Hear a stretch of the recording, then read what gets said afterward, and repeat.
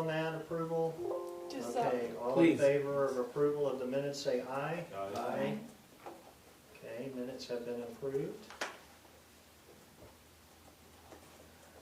Going down to the agenda, we are now going to go into the Tealy Addition Annexation and Final Subdivision Plats. And Megan, I guess I'll turn it over to you to review and explain to us. Yes, Mr. Chairman and Board, you have before you tonight an annexation and subdivision plat. Todd and Terry Lee, represented by Paul Sevenson from WLC Engineering, they are proposing to subdivide approximately 5.93 acres into two lots. One 1.25 acres in size and the other 4.68 acres.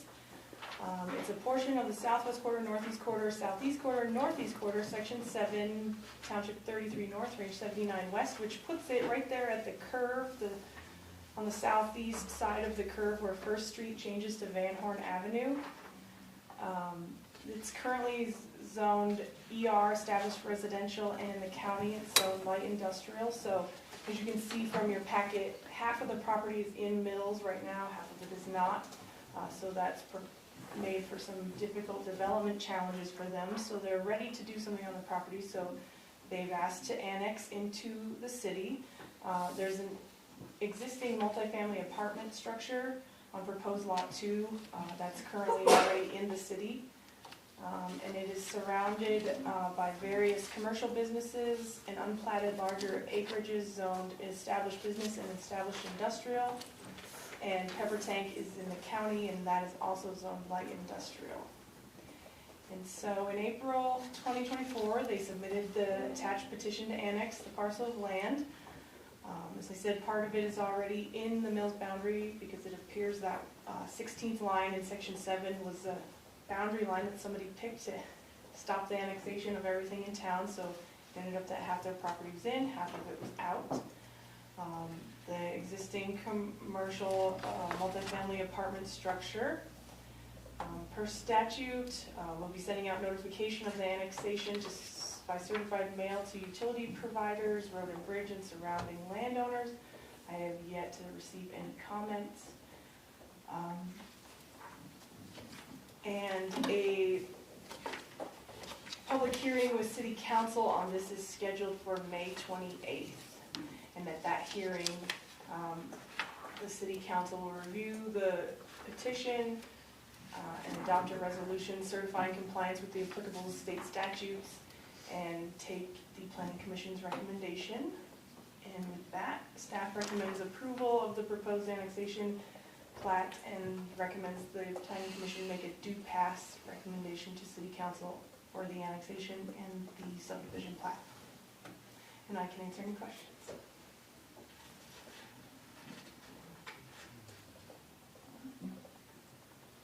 Megan, I had a question for you. So I saw briefly somewhere where there was going to be adherence to current updates on the zoning in regards to industrial. Can you, again, just clarify that? Because it's adjacent to residential properties. Right, so and I should have mentioned that, I apologize, we're gonna wait on the zoning until the new LDRs are approved, because there's the time period that we have to wait, and not having the hearing for another month, and the hope is the new LDRs will be adopted, and then once those are adopted, because it doesn't really make sense to rezone them now with the old district names, and then have to make them come back in again and do it again. So we're just gonna hold off.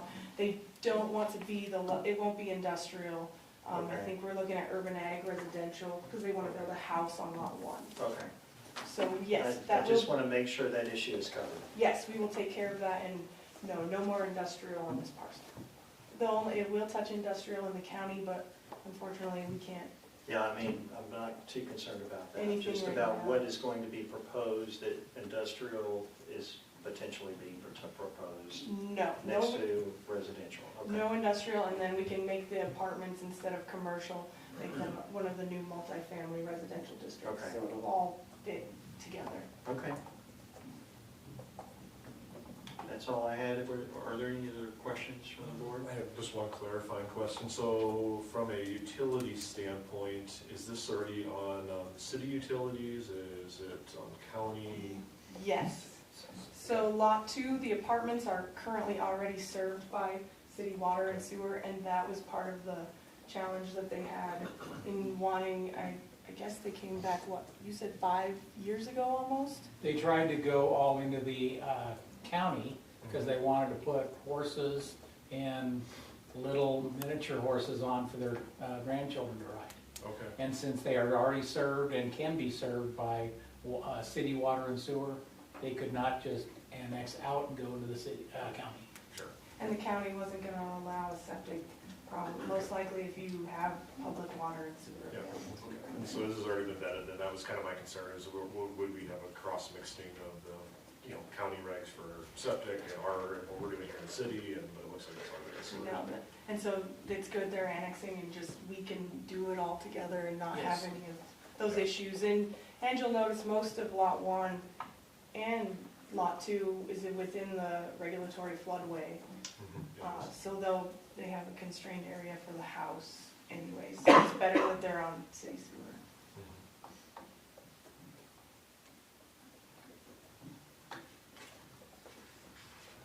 That's all I have, Sherry. Okay. Bill, Mandy, do y'all have any questions or comments? Okay. Do we have a motion from the board to approve the application? I'll make a motion to approve it. I can second that. Okay. All in favor of approving the motion, say aye. Aye. Okay. Application has been approved. Next item of the agenda is the Mills Title 17 Land Development Regulations update and recommendation to the City Council. Megan, did you have any introduction comments in regards to what we have? I do have some comments, as you probably saw. Yes, so based on the comments from last month, I made edits and modifications. The buffering, took out the director decision approval and just put it in as high or not allowed next to each other. I know that Chairman Gudger has some comments about the lighting that we discussed. I changed, or I added to the executive summary of changes, the applicable section number and page number in the document, so it's easier to find each section that has the changes. You will note there, I still have a few comments in there in highlighted areas that I'm working with the city attorney, city engineer, and just kind of shoring up that language. But it's okay for you all to make the recommendation, and then this is scheduled for first reading with council on May 14th. Okay. Just a quick question. For the comments that I want to be able to add in the lighting, will that be a part of the first reading or? Okay. Yes, yep. Any comments you get me tonight, I will put in for first reading. Okay. So some of you all received this via email, but essentially I had a couple of comments in regards to the lighting plan or the lighting zoning regulations. Under item 4, under lighting plan, first of all, let me back up. In the last meeting, we had talked about a photometric lighting plan. So essentially, the experience I've been in architecture and development with clients, photometric lighting plans are a standard part of a design service to clients for developments, especially, I'm not talking about mom and pop developments, I'm talking about commercial, significant commercial developments where you have as many as 10 or more parking spaces and 2 or more light poles. One of the changes that we have to the lighting zoning amendment here is in this section is a limit of 0.2 foot candles, a minimal distance off the property line. So my concern was, okay, how do we enforce that? And so I had brought up to the attention to the board last time of a photometric lighting plan. Whenever there's development of commercial, industrial, or multifamily projects, generally there is a photometric lighting plan that is supplied or is part of the service that typically applicants have to provide. And this sort of helps keep down the lighting illumination off the property lines. It also is a good measure for planning to be able to determine what is the foot candles to comply with the zoning ordinance. And again, I don't believe it's too cumbersome.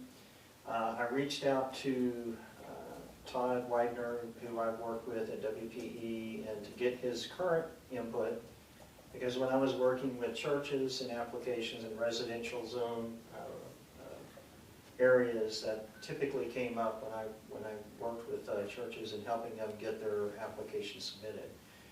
And so at that time, it was like $800, $900 for a photometric lighting plan. When I talked to Todd several weeks ago, he sent me an email that I forwarded to everybody. And essentially, he indicates that, you know, a medium-sized MEP firm typically charges about $1,500 to $2,000. It covers roughly 5 poles and 5 building-mounted lights, which equates to a small office building or residential with 80 to 100 spaces. Now, that's a medium-sized firm. A small or one-person company can do it for less. When you look at the grand scheme of things, that fee is very small compared to the design fee that's required by the applicant to put in a commercial application into the building department, you know, requiring architectural and engineering design. So with that knowledge, I submitted probably about 30 minutes or less before the meeting an email to everybody on the board and the staff and Megan. John, Yes. excuse me, does everybody have a copy of that? I can make a copy if you guys want to. Mandy, you need a copy. Mandy needs a copy. Do you have a print I option? don't. Can I email it to you? Mail it to Sabrina, please, and you can I'll print send it that. to both of you, and then we'll see who. Well, I'm not here. faster. No, Okay. Sarah said she can do it too. I am here, but I'm not here. Here, but here, not here. Here it comes. Huh? Have you got a snuggie today? No.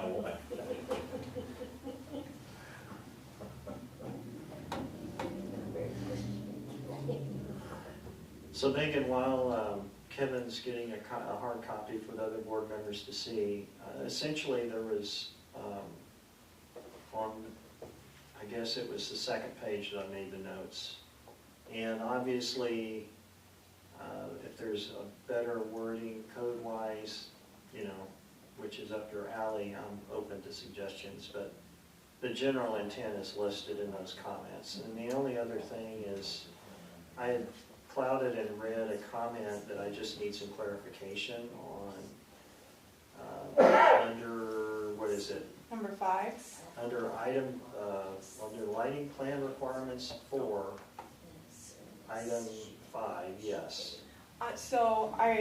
That comment, I felt like that would be, and that would be good discussion while we're waiting for the print.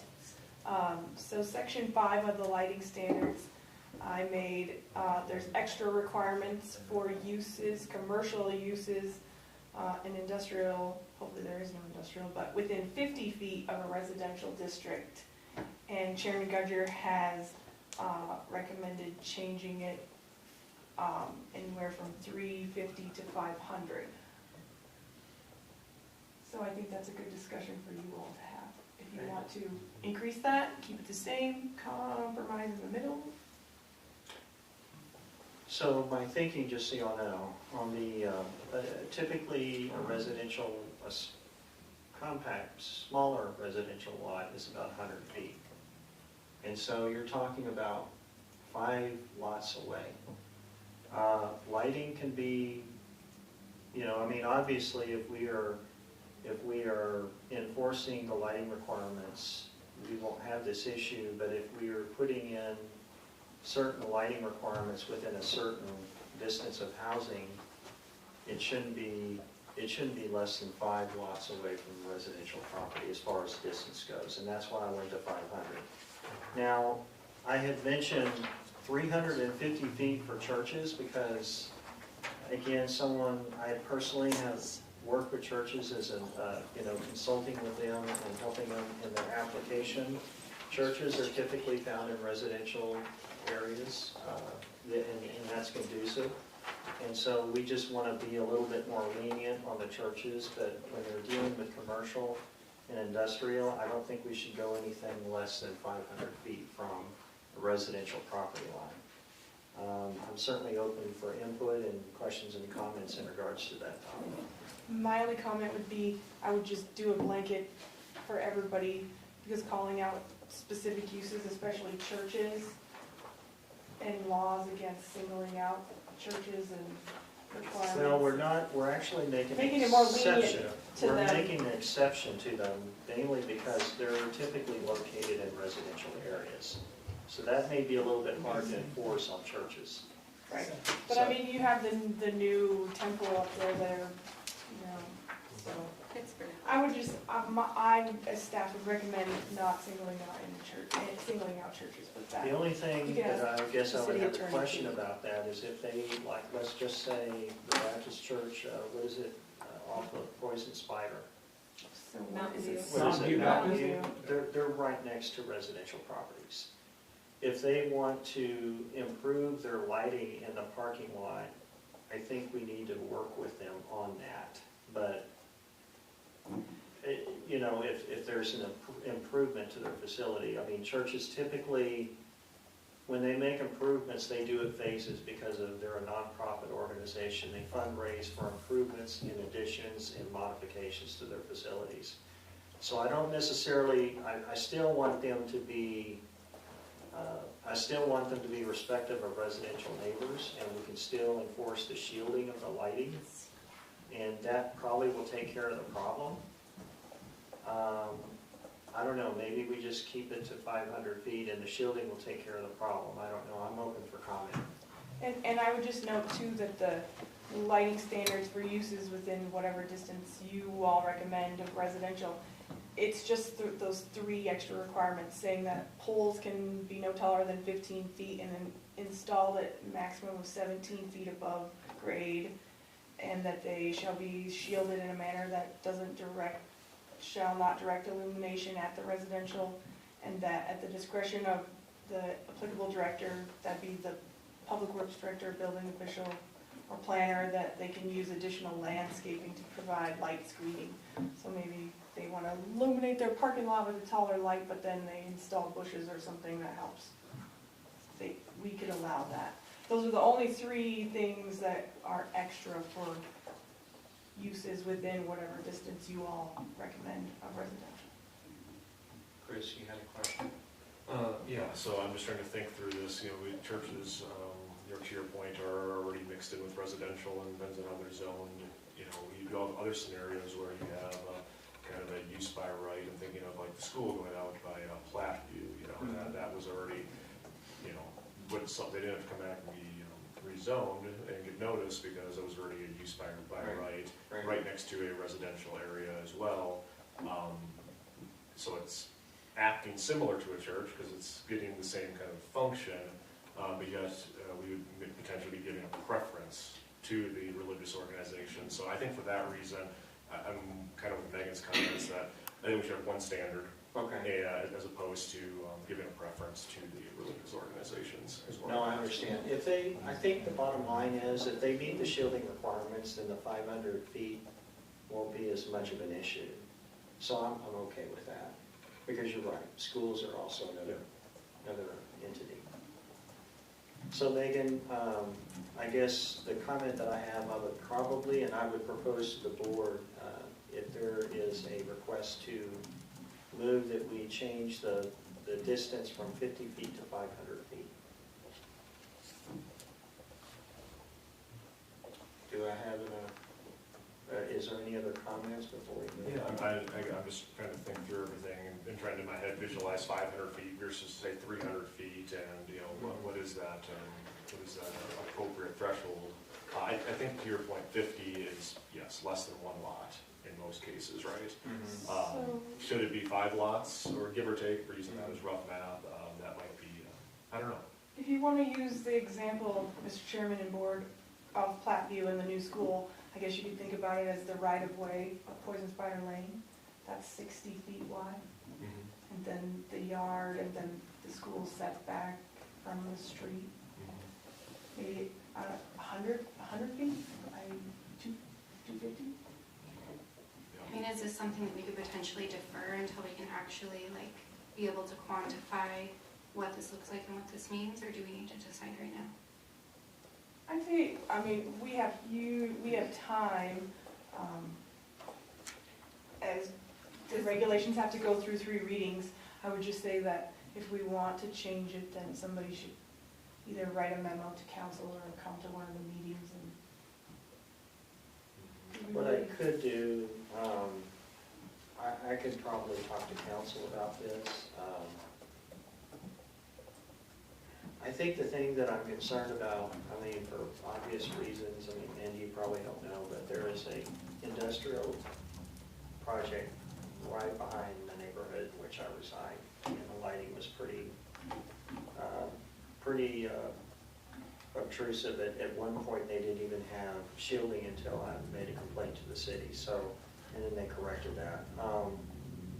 I think that what I could do is I could table that distance until I have a chance to talk to city council. I'm open for more input from you guys. What I could do also is I could actually provide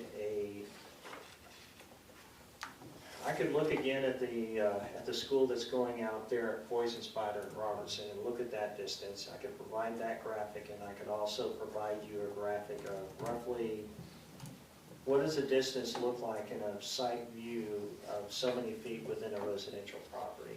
Because this is talking about like an industrial next to residential, how many feet are we getting away from homes, right? Right. So I do think, I mean, I think it's an accurate thing to bring to the board. I guess I would prefer to do research, and you don't have to do it all on your own too. Like, I want to be informed to be able to weigh in accurately Sure. for you in this purpose, because Sure. I live literally right by the school, so. Sure. And I would say not just industrial, this is for any uses within 50 feet of residential. Primarily Mu- commercial. But it's going to be commercial because, like I said, the only extra standards are limiting the height of their light poles and making sure, I mean, frankly, we say everybody needs to shield it, but we're just more specific here. So it would be any use that has light poles, or so it could be a school, it could be a commercial, it could be a church, it could be a storage unit. It's just anything within whatever distance you all recommend from residential would have a few extra requirements. And then also, you also have to think of if there's new developments of multifamily projects that are going in that have a lot of parking lots. Those have to be considered too. Apartments, right, an apartment, like the new apartments on Poison Spider went in, Right. right. So, I guess, Megan, I'm okay with tabling this, and then what I can do is reach out to the board on what they would want to see, and maybe you're certainly more than welcome to help me with that. Yeah, So, I'd be happy to. okay, So yeah, I just ask that if you all, I don't know how to do this. I don't want you to have all 5 of you communicating on an email outside of a meeting. But, No. no, We can't do that, actually. no. We could have a special meeting Yeah, we could schedule a special. if you guys want to meet again. Or you could come in, a quorum of you, or a few of you, we're having a work session on the 13th. At the work session? At 9 a.m. Yeah. And I probably won't be able to make that one because I work at 9, but I can. We have one on the 14th at 6 p.m. also. Or the work session before the meeting. Yeah, that's, Either one would work. that one I know doesn't have as much on the Also- agenda. So we could do that too. so what is that date? 6 p.m. on Tuesday the 14th, and this council work session prior to the meeting. Just take a look really quick. And then whoever, you all can, do some research, ask questions of myself or other staff, and then come to the council work session and say, we wanted to think about this a little more, and I recommend this, or I recommend that. Okay. That'd be a good way to give feedback to I council left my about. phone in the car, so I'm sorry, provide that date one more time. May 14th at 6 PM, and I'll email you guys. And I don't have anything on the agenda. I can make that for the work session, so So, I can. probably add that. should just put title, well, we're talking about it Monday morning, oh, still put it on there. Okay. Okay. that works.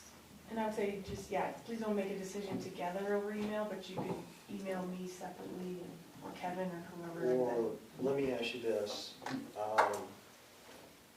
Is it proper for me to be able to gather some potential materials of graphics that show that distance and share it via email with the group while we're not necessarily making a decision for something that Yeah, can or- be presented at the work session? Yes, I'd say send it to me, and then I'll send it out to all of you, and, Okay, but then we won't have a conversation going back and forth over email, okay.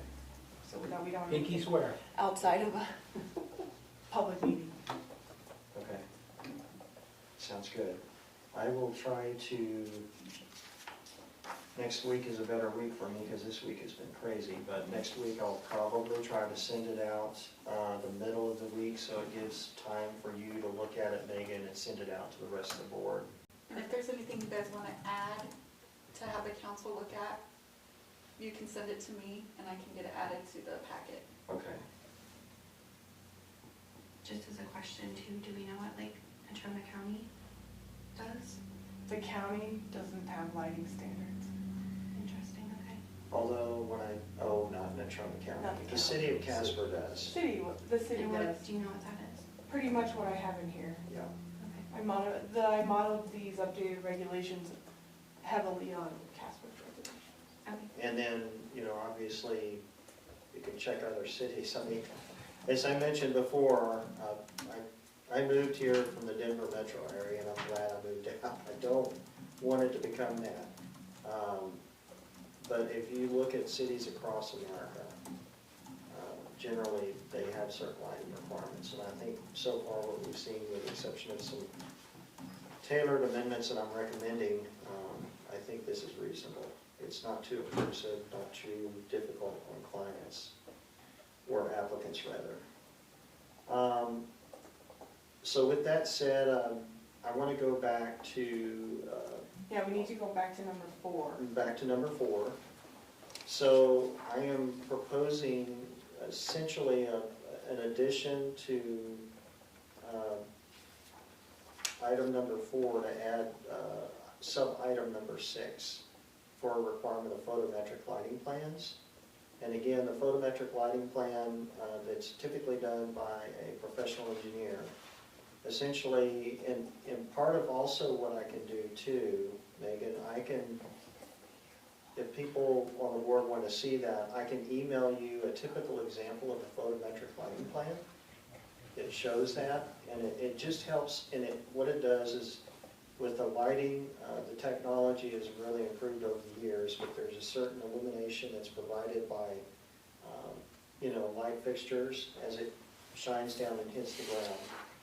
And electrical lighting engineers can typically take those lights with a certain height, and then they create a illumination map of the light intensity as it hits the ground. And it literally measures the illumination of the amount of foot candles all the way throughout the property and beyond the property line. And so one way that we can enforce part of the lighting plan is require a photometric lighting plan for commercial development of significant commercial development. We're not talking about a mom and pop thing. We're talking about, a Wendy's or a grocery store or, a parking lot that is significant. And I think this is reasonable. So what I've done, my intent is to explain for item 6 that applicants are required to submit a photometric lighting plan for the following, based on the following criteria, and I list those 2. For 2 or more light poles within 100 feet of a residential or multifamily residential property, And item 2, poles equal or greater than 12 feet high. And I am open for comments on that. Sure. Yes. All right, so I know we talked about the price a little bit, and your estimated, you got some quotes. What about availability of these services? I'm just trying to think, as people are coming in, they're developing, is this gonna delay anything? Do we have, is there people locally that can do this, or are we talking about people need to come from, say, Fort Collins to come and do these studies? I'm just not familiar with the industry, to know how robust it is to make sure people have access to the We have plans. companies in town that can do this. I mean, an engineering firm that can do this in town. And with the amount of work that they typically have to do between the architect and, you know, an MEP, a mechanical, electrical, plumbing engineer that's typically required for like a significant building development, and a structural engineer, I mean, they're gonna be required to pull those services in, so, yeah. Kind of a follow-up question then, sub-point 1 under 6, is 2 or more light poles? Was that, say 2 versus 3, was there a kind of a cadence as to why that would be the trigger, or maybe examples you've seen or anything like that? I was basing it on experience and then also the cost of construction of the development, but I'm open to language, whatever that is. Okay, I just didn't know if, say, you use some fast food examples, and most of them have only 2, and we're trying to capture that kind of scenario, Right. or, we're trying to not make sure we don't put in, I guess, a barrier for some mom and pop type places, Right. and you may have someone that has 1 light pole. Right. How often they have 2, I don't know, that's the reason I'm asking. Well, the question. and maybe what I can, I can look at this again. I'm just trying to make sure that we are able to quantify, and maybe it's not the number of, well, it does get to the number of poles. So, in looking at the language, so we do already require a lighting plan, right? For all commercial, industrial, and multifamily. That's this section. All commercial, industrial, and multifamily uses are required to submit a lighting plan. And that lighting plan has to have everything in it under A. Then we could either insert this under 4A, or I could figure out we could insert it under 5A, have all the 3 requirements that are there now, and then do like a print B and say, for all uses that have 2 or more light poles of 15 feet, because we say, and are within a residential zone, because the 12 would conflict with the 15. We'd have to change that. Okay. Then a photometric lighting plan is required. We just have to figure out what is that cutoff, or, I'm obviously open to be consistent with the code of 15 versus 12 feet, that's fine. like, if we put it under that, if you're within 50 feet of, any use within 50 feet of a residential district, can't have poles taller than 15 feet or 17 feet above max grade, have to shield their lights, may use landscaping. Then print B would say, an additional is for all uses with 2 or more poles, or whatever you want to put that. Well, I would, Stop. again, I know we're tabling the distance, but I think 50 feet is too small. So- Right, well, I agree, we'll still have that discussion, I'm just trying to figure out where to put this in, like to I say, think it fits where you're saying, like if we were to add it as a B underneath 5, right? Yes, I would be okay And with then that. just figure out what your limit is if you wanna do that, then at what point do we require the photometric plan? That's gonna cost more than just a normal lighting plan. Well, and then even in the code, I'm trying to find it, I just took out those 3 pages. On those 3 pages, where is it that it has a .2 foot candle beyond a foot of the property line? That's just above, that is 3D. I yeah, believe. 3D, yes, thank you, Okay. general requirements. Oh, there it is, okay, thank you. Because essentially, this photometric lighting plan makes D enforceable, 3D enforceable. That's where I'm going with this.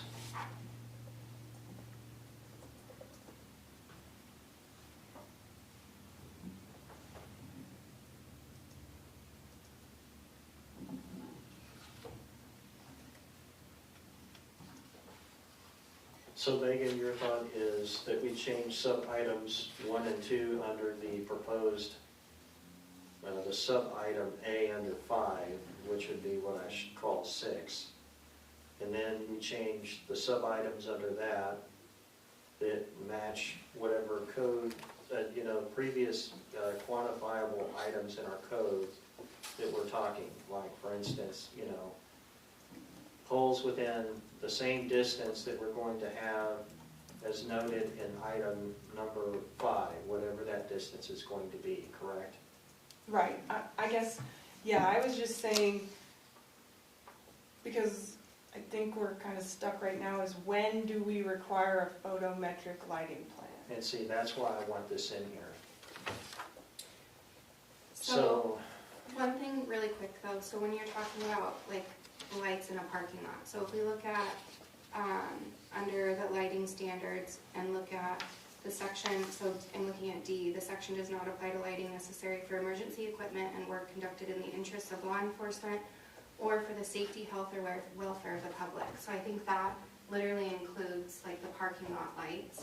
And so honestly, I think if a mom and pop shop, because I know that we have street lights too, if they're literally having to create additional light that doesn't fall under this D, then I honestly think that we should probably do a photometric plan for all commercial and industrial, is my thoughts. I don't know. That's one of the things I'm trying to include, that the sub-items of 1 and 2 to the proposed 6 that I'm showing is essentially based off my experience. But, like I said, I'm open to discussion on it. Sub-item, proposed 6.2, sub-item 2, we can change that 12 to 15 to match the code. And then, I guess the quantity, number of light poles, that's generally has been my experience of like 25 years of dealing with this, but I'm open for comment on that. If there's another way we can quantify it, or, because here's the thing, Megan, this is my question, and maybe you can enlighten me. At what point does the code say, okay, when you're putting this application in, under these conditions, you're required to provide a photometric lighting plan? Because I guess my question is, on the other lighting plans, or a lighting plan that you're talking about in this code doesn't quantify the illumination. Right, so as it reads now, every commercial, multifamily, industrial has to have an exterior lighting plan that at a minimum says the type of fixture, floodlight, full cutoff lantern, coach light, and type and luminous intensity of each light source and wattage, the manufacturer's spec sheets, the proposed location, mounting height, shielding details, and aiming point of all the fixtures. And if building elevations are proposed for illuminations, drawings showing all relevant building elevations, showing the fixtures and the portions of the elevations that will be illuminated. And a brief narrative that it talks about, here's what we're trying to do. And see, that's why I entered in the photometric lighting plan. Right, and so I guess that's where we're at, is when you want to make somebody have to have basically an engineered lighting plan. We talked price of projects last time, like $200,000 project or something like that. That's not normally a mom and pop little shop or a personal person putting in an extra garage. So, and I thought that was discussed last time, that we would put a limit on any project exceeding, and I'll say it again, $200,000 requires a photometric lighting plan. You could do it by the value, you could do it how you have it with the number of poles. That makes sense, because there's certain things in the code that are triggered by a certain valuation of the In the building code, Right. right? Yes. I mean, you know, the only thing is that we'd have to look at that because of inflation over the years, but, I mean, 200,000 is a pretty low, I would think that probably for a commercial development, it would probably be a little bit higher than that, like about 500,000 or more, but, we could probably put that in versus the number of light poles, because I can see where that could be subjective. I still want to put the distance part in there as like sub-item 1.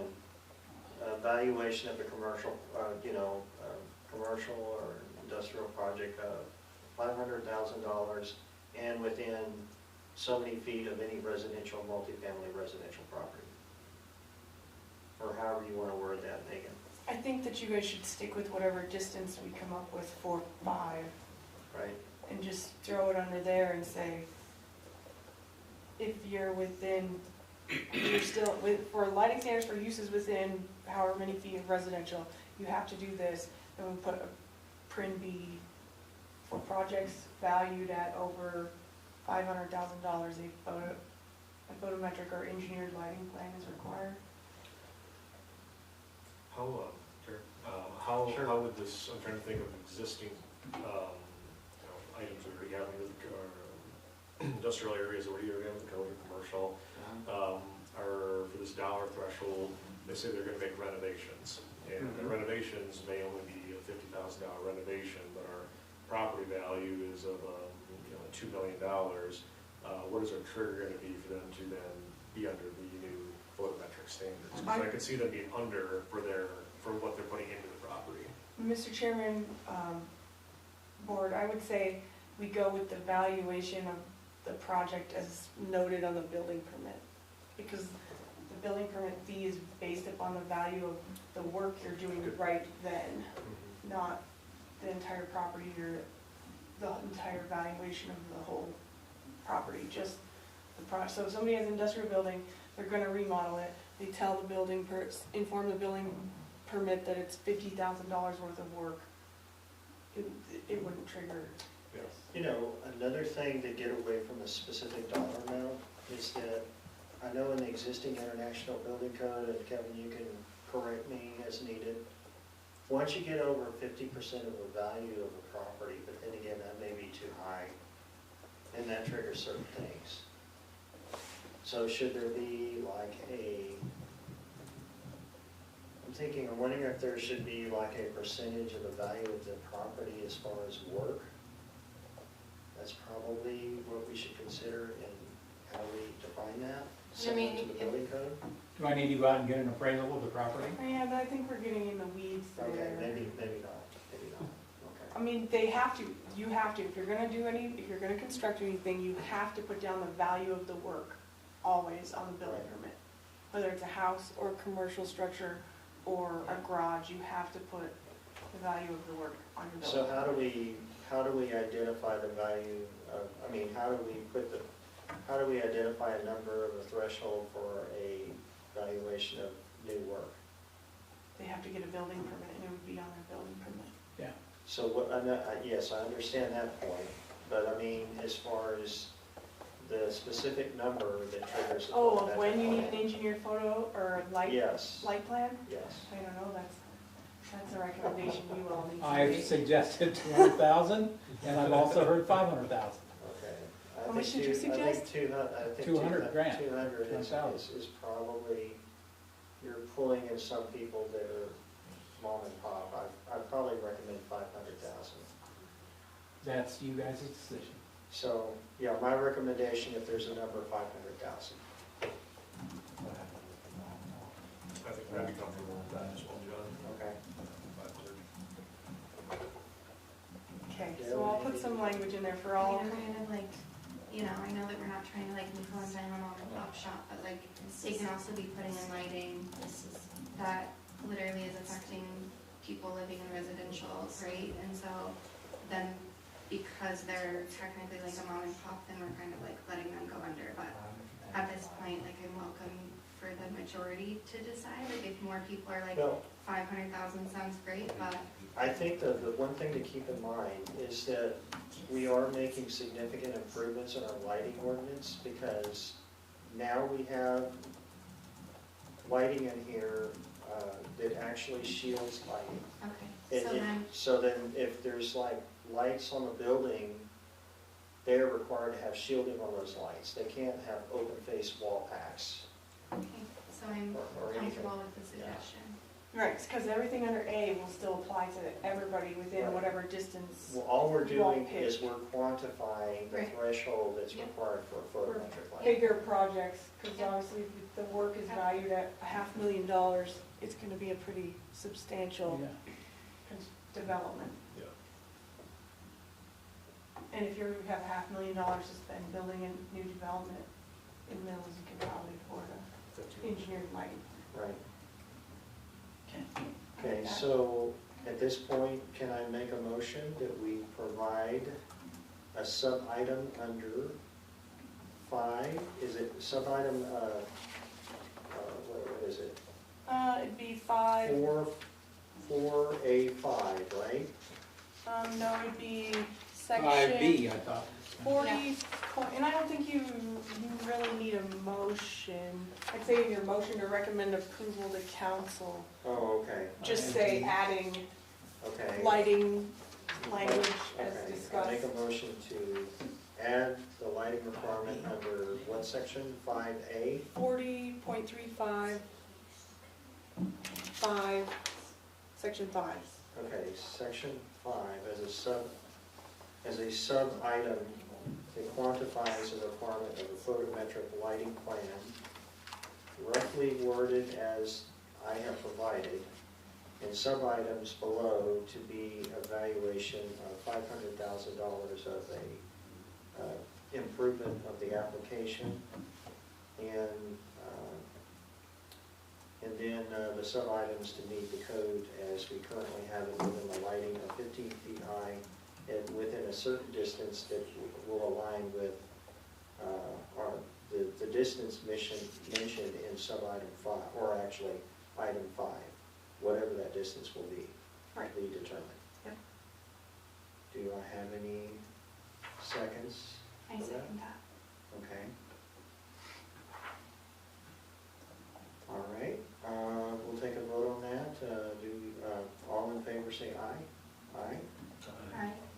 Okay. Okay, Megan. So I will contact you, middle of next week in regards to the work session on some suggestions in regards to distances. And send some exhibits that Yes, send some Sarah and I exhibits. can get out to And everybody. so you can send that to the board.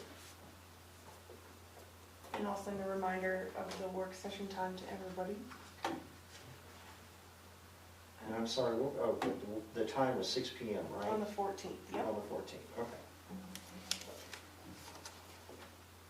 And then again, just to clarify my other question we talked about again, but I just need clarification. So on sub-item under general requirements of 4A, sub-item 4,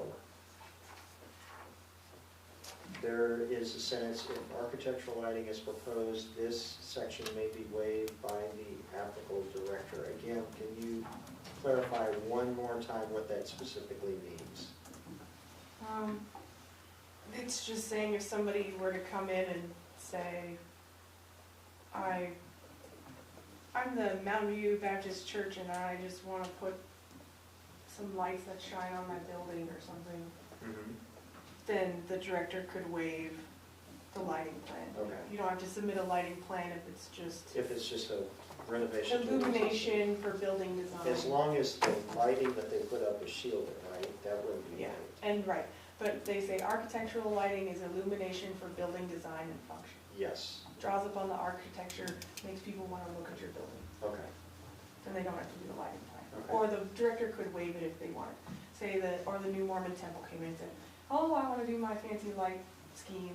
We could say, well, how, the director, whoever is in charge of making that, could say, okay, that's too much, you need to do a lighting plan, or if you're just gonna illuminate your trees to cast a shadow or something, the director could waive a full lighting plan. Okay. Well, now that I've gobbled up a lot of time on writing, do any of the board members have any questions to the other parts of the document that Megan has sent us?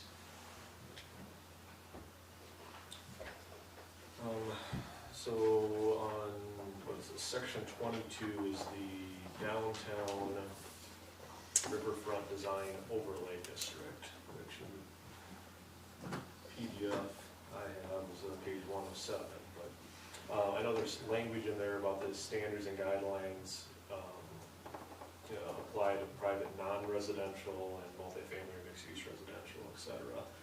I've been trying to think through if there's any of this language would adversely impact the residents that currently live there or not. And I think the language is fine. I just didn't know if anyone else had thoughts on that, just because I know this is a kind of a new concept with the overlay district, and I want to be sensitive to people that are currently using their property in a quote-unquote grandfathered way until the use changes. If there's any other thing that we haven't thought of, but I don't necessarily have any changes suggested. I just wanted to make sure that we at least brought it up as a group in case anyone had thoughts. And I'm sorry, Chris, I'm just not getting to that page. Where is that? This is, it starts, this is really the whole section here. It talks about how we're going to have the downtown use district and what's applicable, what's not. And then there's guidelines in here about how it's not applicable for private, or it's applicable for non-residential, which I think that covers our scenario, but I know that was and rightfully so, we had a lot of public input on that when that decision was made, so I want to be sensitive to the folks that are impacted and make sure that what we're doing doesn't adversely impact them in a way if they want to continue to use it as a residence, from now until whenever that time comes. Right, and that's been the intent since the city last fall, summer rezoned everybody to commercial. And then once we adopt this, we'll put this overlay over those certain blocks. But anybody who's already living there now is grandfathered, quote unquote, would be subject to the non-conforming use sections. So yes, this would only apply to any new non-residential development. And if you want, if you have a house and you want to paint it or do whatever to it, go ahead.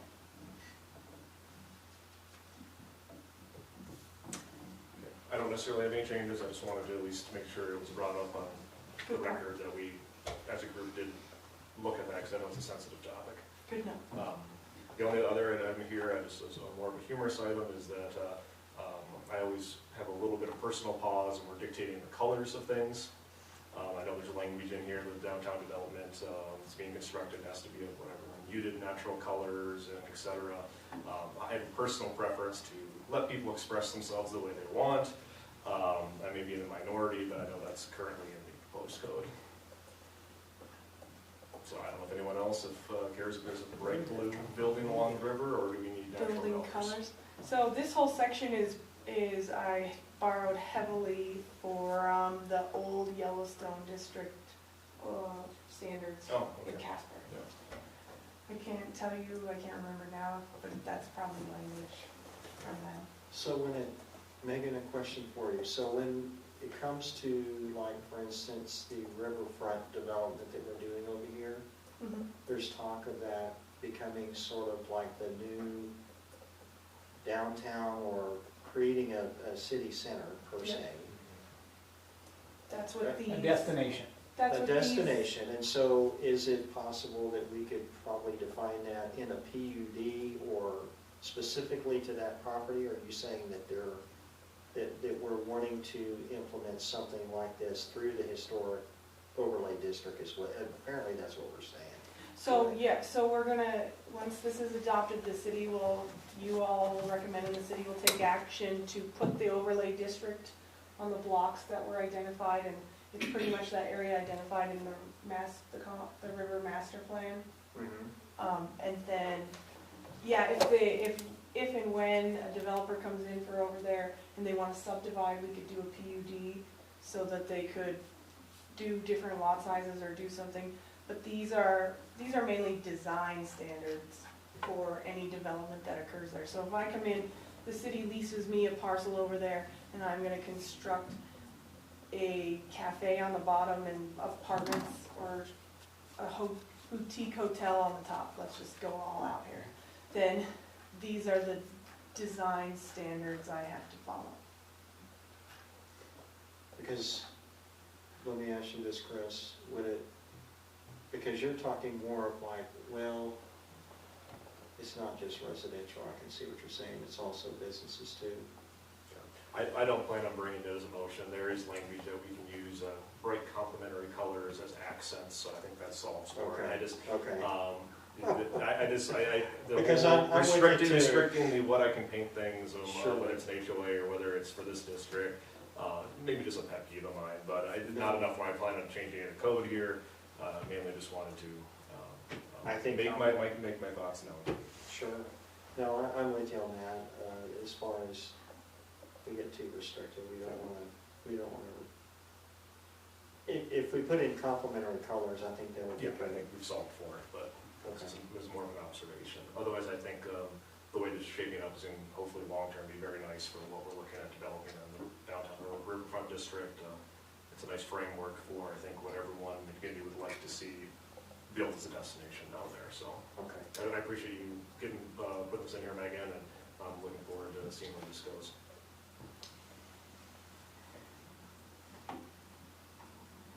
Okay. Any other? I've never comments? fallen asleep walking around the old Yellowstone district. I'm trying to remember. Can I only say example of round grading? You just say they have to blend or enhance the surrounding and be neutral or muted with low reflectance. Okay, If you can find muted, low reflectance purple, I would love it. okay, yes, I know. You can't park your car down there. I can't, you're right. Are there any other comments regarding the changes, the Mills Title 17 Land Development Regulations update?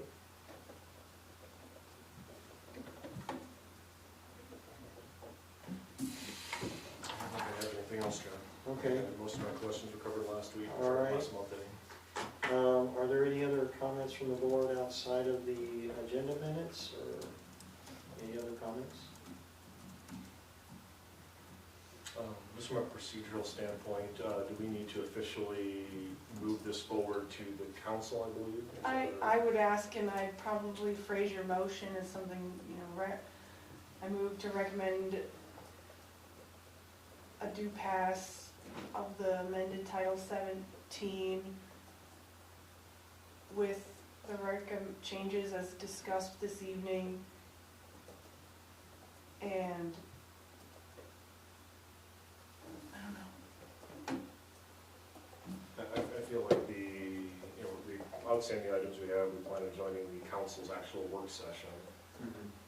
So, I mean, would it be appropriate to move it forward, and then we can continue that conversation during their work session? Yeah, maybe let's table it.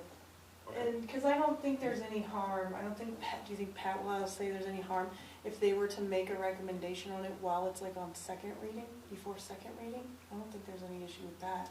I don't think so. I don't think there is either. So if you table it now, we have the discussion, and then at the June meeting, you make an official due pass recommendation, that should be fine. Because they can make changes anytime between first and last reading. Then it'll be, third reading will be in June. The Right. last reading. So they could still make They can, changes. we could still make a final motion at your June 6th meeting. Because it would, if we do first reading on the 14th, 28th, and we can even table it with council too if we need extra time.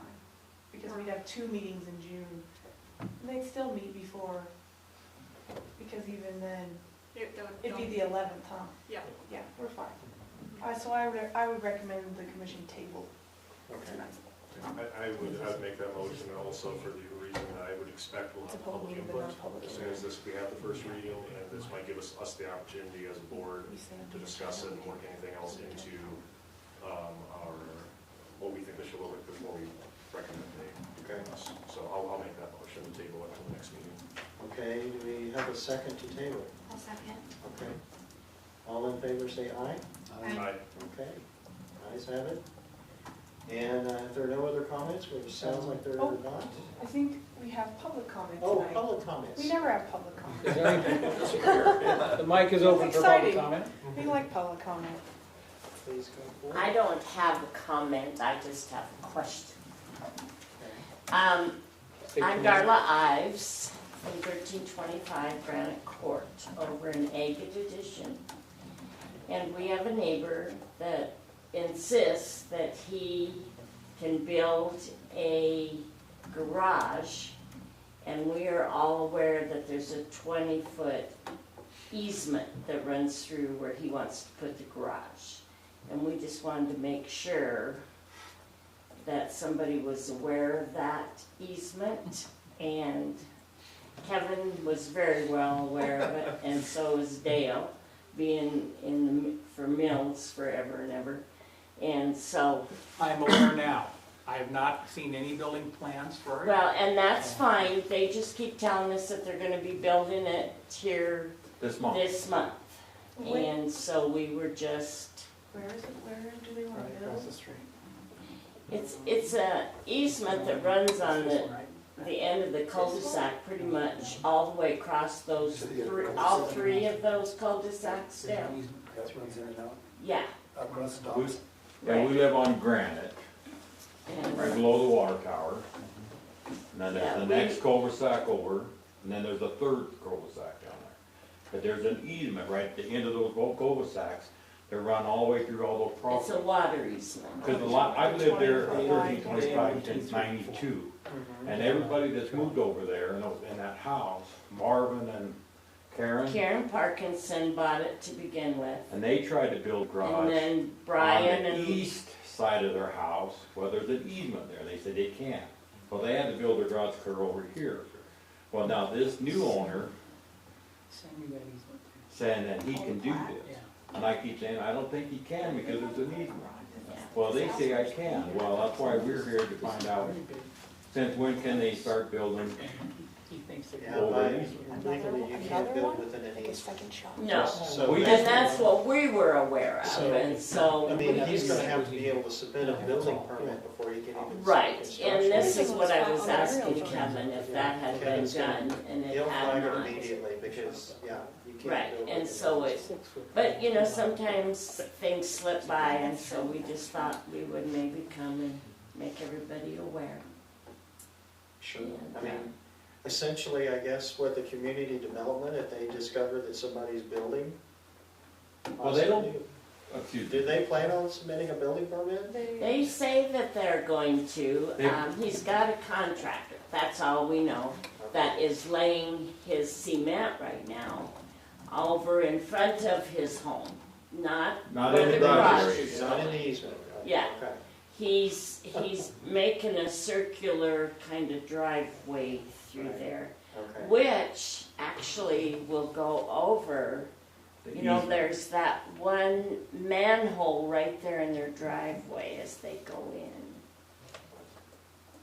So, but now that you're aware of it, Yep, I, We'll I- keep an eye out for it. yeah, just kind I of mean, watch for it. especially if he has a contractor, if he's a licensed contractor, he's required To come in here to come and, in and submit Oh, a I building know. permit to the city. I'm not sure if they've even actually got all the permits that do all the concrete do work. you have to have, you don't have Not to for have flat for work. concrete, no, not For all the flat, concrete work? just Not for flat. flat. And how much concrete can you actually put in your yard? well, you're not supposed to build more than 50%. Okay, But if You can cover. if the neighbors were to complain and say everything is sloping, if he covered his whole lot with concrete and sloped it towards the neighbors, I'd make him break it out.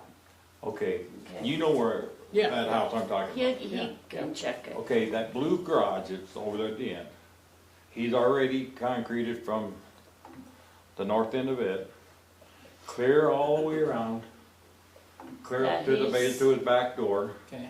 clear around, clear to the front of the porch, where he finally had to stop over here I'll until, go check his drainage. He's tomorrow. building a, like a, now he's building a great big porch on the side of his on the house. side, Okay. yeah.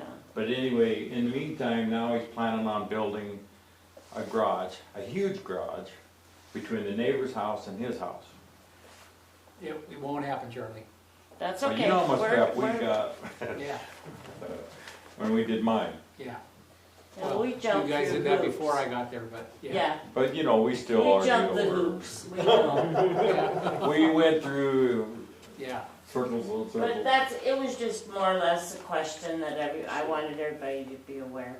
Yeah, Thank you. yeah, Yeah, thank you for thank you for letting coming us know. tonight. Thank you. Darla used to be on she was one of our commissioners. That's Okay. how I City recognize her. Council, yeah, Megan. Thank Okay, you, guys. thank you so much, guys. No problem, thank you. So next month, we'll have, I got this re-subdivision, just No, combining I some wasn't lots, 21, the regulations. I don't think. I feel like I had something else, but maybe not. But we'll have at least 2 items for next month's agenda. Possibly follow up on the work session, Oh, yeah, Lindbergh. On in the. possibly follow up on the work session. Yeah, you'll need to make an official recommendation on Title 17 at some point, and hopefully it's next month. Okay, so do we need to make a motion to adjourn? No. No? Okay. All right, we are adjourned, thank you, Okay. everybody.